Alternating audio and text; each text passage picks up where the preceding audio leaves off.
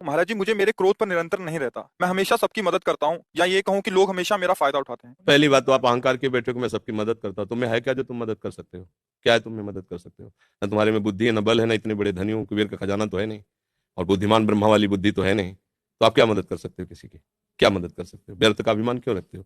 भगवान कृपा करके यदि किसी को एक लोटा पानी तुमसे पिलवा रहे हैं तो इस बात को ऐसे क्यों नहीं देखते हो कि भगवान कृपा करके इन रूपों में मेरी सेवा स्वीकार कर रहे हैं, मैं मदद, इसीलिए तो तुम्हें क्रोध आ रहा है। तुम ये कामना किए बैठे हो कि मैं दूसरों की सेवा करता हूं और दूसरे मेरी बात नहीं मानते, मेरी ये सेवा नहीं हुई।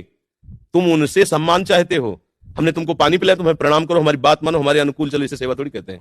सेवा कहते हैं नेकी कर दरिया में डाल।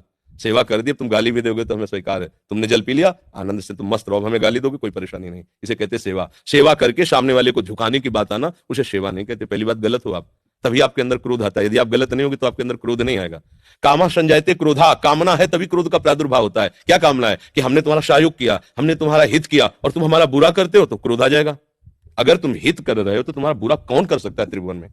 किसी की ताकत नहीं। हमारा कर्म ही बुरा हमारे सामने आता है। जैसे हम अभी वर्तमान में वो पाप नहीं किए जिसमें हमारे ऊपर ब्लेम लगाया गया है। इस समय तुम बिल्कुल निर्दोष हो, लेकिन वो दोष जो तुमने गुप्त रूप से किया तुम्हें बख्शेगा नहीं। तुम लाख जगह रो, लाख जगह तुम प्रार्थना करो, वो तुम्हें दंड दे के रहेगा। कर्म बड़ा बलवान होता है। तो बात ये सोचो कि भगवान कृपा करके हमसे हित करा रहे हैं, और किसका? वही इन रूपों में आ रहे हैं। आप उनको मनुष्य समझकर, अपने को बड़ा समझकर